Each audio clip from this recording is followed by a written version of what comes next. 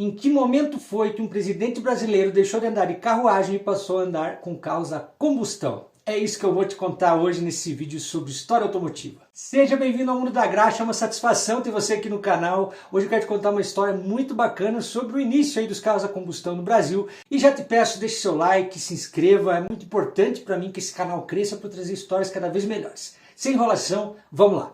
Eu já te contei aqui no canal que o primeiro carro a desembarcar aqui no Brasil foi um Peugeot Type 3 trazido por Santos Dumont. E na verdade Santos Dumont nem tinha tanto interesse no veículo. Ele queria mais era estudar os motores desses veículos para utilizar esses motores nos seus dirigíveis e nos seus balões. A primeira vez que ele vê um motor a combustão, que é lá em Paris, ele ficou maravilhado, como eram motores com bastante potência, embora com tamanho reduzido, porque os motores que eles conheciam até então, principalmente a vapor, eram motores extremamente pesados, extremamente assim, cheios de uma engenharia muito complexa, que não cabiam no dirigível. Então ele compra esse veículo mais para estudar o motor. Esse veículo dele vai chegar então em 1891 e é considerado o primeiro carro a combustão a chegar no Brasil. Também já te contei aqui no canal que o primeiro acidente automotivo registrado no Brasil foi com o poeta Olavo Bilac, que foi com o Serpollet a vapor, o primeiro carro que chegou no Rio de Janeiro, inclusive, que ele conseguiu bater incríveis 4 km por hora, mas teve o azar do carro na sequência cair numa ribanceira. O Serpollet foi um dos primeiros carros a vapor. Os motores a vapor eram muito grandes e às vezes muito instáveis.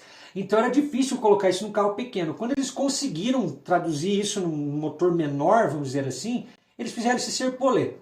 O José do Patrocínio, que era inclusive amigo da Princesa Isabel e tal, comprou esse carro e deu para o Olavo Bilac dirigir, porque era muito amigo dele. Claro que o Olavo Bilac não sabia dirigir, ninguém sabia, nem tinham carros, né?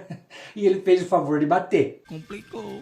Mas quem é o primeiro presidente a andar num carro a combustão? Cara, isso vai acontecer com o presidente Afonso Pena. E ele nem queria muito, na verdade. Ele até gostava de andar nessas charretes, nessas carruagens. Só que chegou um momento, cara, que estava ficando feio, porque alguns militares de alto escalão ali, alguns almirantes, já utilizavam um veículo a combustão. E estava chato o presidente andando de charrete de carruagem. Ele chega em 1907, foi comprado pelo almirante Alexandrino, da Marinha, e ele veio a bordo do navio francês, o vapor Campinas. O modelo era um Charron Girardot e Voit, encarroçado pela Mubaket Fuel. Nessa época, pessoal, as empresas não faziam o carro inteiro. Muitas vezes você comprava o chassi e outra empresa fazia o encarroçamento. É como hoje vocês veem com Marco Polo, com Buscar, com ônibus, sabe? A pessoa escolhe o chassi Volvo, o chassi Mercedes e depois alguém vem e coloca uma carroceria por cima. E dizia a descrição do carro: a carroceria em forma de Landau é de casemira bege, tendo lugar para 4 pessoas em banco vis-a-vis, e dispõe de todas as comodidades para o passageiro, como buzina e relógio. Vis-a-vis, pessoal, é quando as pessoas sentam uma de frente para a outra, tá? Esse veículo tinha um motor de 24 cavalos. Na verdade, lembrava muito aquelas cabines elétricas do final do século XIX que foram táxis, os Bersey Cabs táxis lá da Europa. Se você não sabia, cara, táxis elétricos existiram lá na Europa antes do ano 1900. E eu já tenho um vídeo aqui contando sobre isso também, se você quiser conferir. E os problemas que eles enfrentavam lá eram muito parecidos com o que nós temos hoje ainda, que eram baterias extremamente pesadas, demora para carregar, baterias que acabavam perdendo desempenho com o tempo, enfim, não mudou muito de lá até hoje. E esse veículo presidencial lembrava muito isso. Esses carros eles eram pensados para os passageiros. Os motoristas eram praticamente cocheiros ali na frente, eles mal tinham uma cobertura, ninguém ligava como que o motorista estava lá fora, ele guiava o carro praticamente no relento. E olha só, tiveram que contratar um estrangeiro para dirigir esse carro para o Afonso Pena, afinal de contas não tinham motoristas aqui no Brasil praticamente. E esse cara, no primeiro dia que o veículo é apresentado, ele já bate o carro. Que beleza, né? Já se lascou.